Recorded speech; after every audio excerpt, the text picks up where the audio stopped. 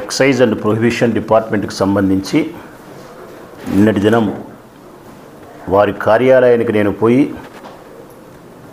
ప్రజలకు సంబంధించి ఉండే అసౌకర్యాన్ని ఏదైతే ప్రస్తావించినానో ఆ ప్రస్తావనకు సంబంధించి నా ఉద్దేశమైతే నిన్నటికి ఇప్పటికీ మార్పు లేదు.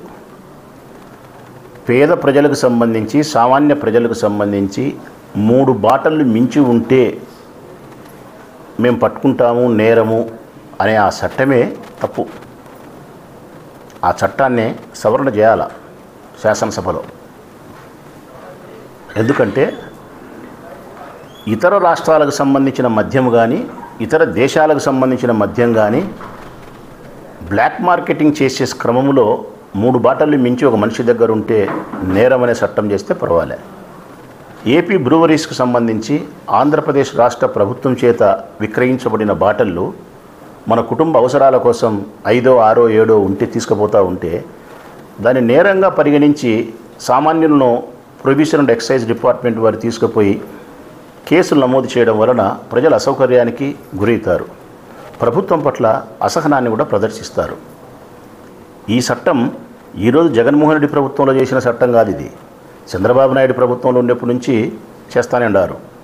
ఏది ఏమైనప్పటికీ కూడా నేరం కాకుండా ఉండబడినటువంటి అంశాన్ని చట్టంలో నుంచి తొలగించి ప్రజలకు ఇబ్బంది లేకుండా చేయడం అనేది నా ఉద్దేశం. నిన్న నేను పోయినది కూడా ప్రొహిబిషన్ అండ్ ఎక్సైజ్ డిపార్ట్మెంట్ పోయినది కూడా ఒక సామాన్యమైన ప్రజాతనం కార్యకర్త అని చెప్పినారు. TV5 కాదు, ఈ ప్రొద్దుటూరు పట్టణ ప్రజలలో ఒకరు, తొగట కులస్తులు, పేదవాడు.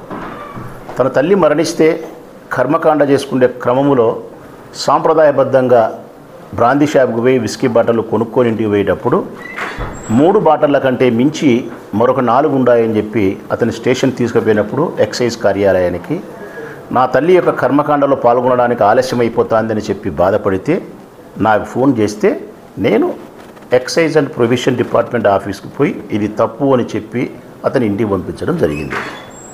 ఈ క్రమములో నా ఉద్దేశాన్ని వ్యక్తపరిచే క్రమములో నేను ఏమైతే ఉపయోగించినానో పదజాలం అంటే అక్కడ ఎస్ఐ గారు ఉండి మా మీద కూడా ఒత్తిడి ఉంది సార్, కేసులు టార్గెట్ ఇచ్చినారు పెట్టాలని మా డిపార్ట్మెంట్ సంబంధించిన ఏఎస్పీ గారో ఎస్పీ గారో అని అన్నప్పుడు ఏఎస్పీ కాదు, ఎస్పీ గారు కాదు, ఎస్పీ గారి అమ్మ మొగుడైనా సరే అట్లా చేస్తే నేను అంగీకరించను, పేదవారికి నష్టం చేస్తే అని నేను ప్రస్తావించినది.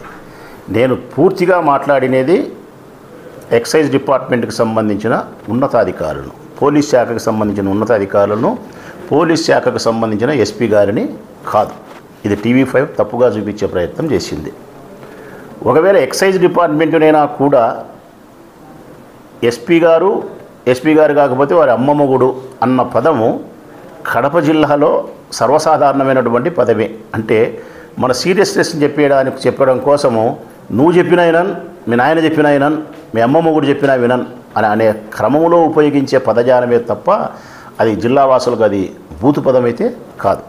కానీ ఒక ప్రజాప్రతినిధిగా నేను ఆ మాత్రము మాటనైనా కానీ ఆ పదజాలాన్ని ఉపయోగించడం కూడా కరెక్ట్ కాదు. సామాన్యులు ఉపయోగించవచ్చు ఆ పదజాలం, నేను ఉపయోగించకూడదు. బాధ్యత కలిగిన ప్రజా జీవితంలో ఉండబడిన నేను ఉపయోగించకూడదు. అందుకే ఏ ఎక్సైజ్ డిపార్ట్మెంట్ అధికారులను ఉద్దేశించి ఎస్పీ అమ్మమ్మ కూడా అన్నానో ఆ పదాన్ని నేను వెనక్కి తీసుకుంటా ఉన్నా. ఆ పదం వలన ఎక్సైజ్ అండ్ ప్రొహిబిషన్ అధికారులు ఎవరైనా బాధపడి ఉంటే మనస్ఫూర్తిగా మన్నించమని చెప్పి కోరుతా ఉన్నా. ఏమి ఇందులో అభ్యంతరకరం నాకు లేదు.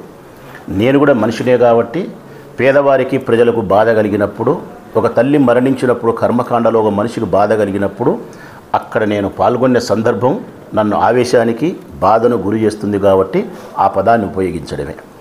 ఇది TV5 చిత్రీకరించినట్టు మా ప్రభుత్వంలో లొసులును చూపించే క్రమము కాదు. జగన్మోహన్ రెడ్డి గారి ప్రభుత్వంలో 2,50,000 కోట్ల రూపాయలు నేరుగా ప్రజలకు ఇస్తేనే అవినీతి జరగలే, దళారీ వ్యవస్థ లేదు. కానీ ప్రభుత్వంలో భాగమైనటువంటి ప్రభుత్వ ఉద్యోగస్తులు ఆ శాఖలలో జరిగేదానికి మా ప్రభుత్వానికి అంటగట్టే ప్రయత్నం అంత సముచితం కాదు. కానీ ప్రభుత్వం బాధ్యత వహించాల్సిందే. చట్టాలను మార్చాల్సిన బాధ్యత ఉంది. ప్రజలకు ఇబ్బంది అన్నప్పుడు శాసనసభలో మేమే శాసనాలు చేస్తాం. ఖచ్చితంగా శాసనసభకు ఉంటే దీన్ని ప్రస్తావించేవాడిని, లేకపోయినప్పుడు కూడా ముఖ్యమంత్రి గారికి లేఖ రాస్తా, కూడా స్పష్టంగా తీసుకుపోయి లేఖను అందిస్తా. అయ్యా, ఈ చట్టాన్ని మనం సవరణ చేస్తే మంచిది, సామాన్య ప్రజలకు ఇది ఇబ్బంది కలిగిస్తూ ఉంది కాబట్టి మన ఆంధ్రప్రదేశ్ సంబంధించినటువంటి మద్యాన్ని విక్రయించినప్పుడు 3 బాటలకు మించి ఉండినప్పుడు కూడా నేరం కాదు, దీని మీద కేసులు నమోదు చేయొద్దు అని చెప్పి అభ్యర్థిస్తా.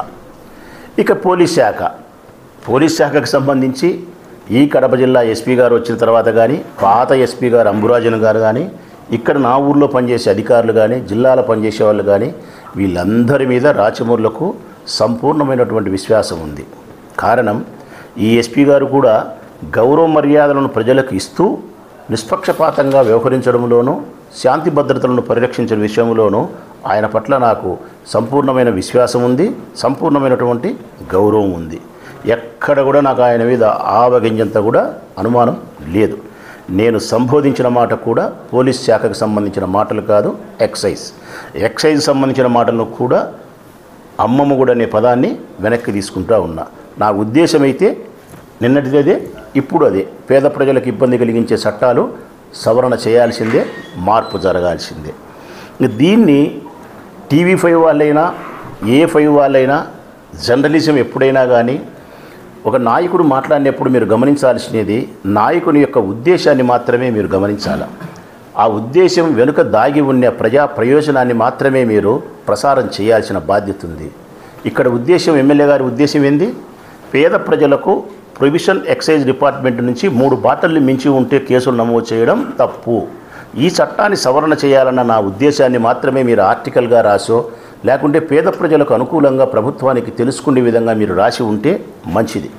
అట్టి రాయకుండా TV5 లాంటి ఛానళ్ళు నన్ను బలహీనపరిచేదాని కోసం, అధికారుల దగ్గర నన్ను బలహీనపరిచేదాని కోసం ఎస్పీ గారు అమ్మమ్మగుడు అనే పదాన్ని ముందుకు వెనక్కి వేసి చూపించడం వలన నీ ఛానల్ యొక్క వ్యక్తిగతమైనటువంటి వ్యక్తిత్వ విలువలు బలహీనపడతాయే తప్ప సమాజానికి నువ్వు మేలు చేసిన వానివి కాదు.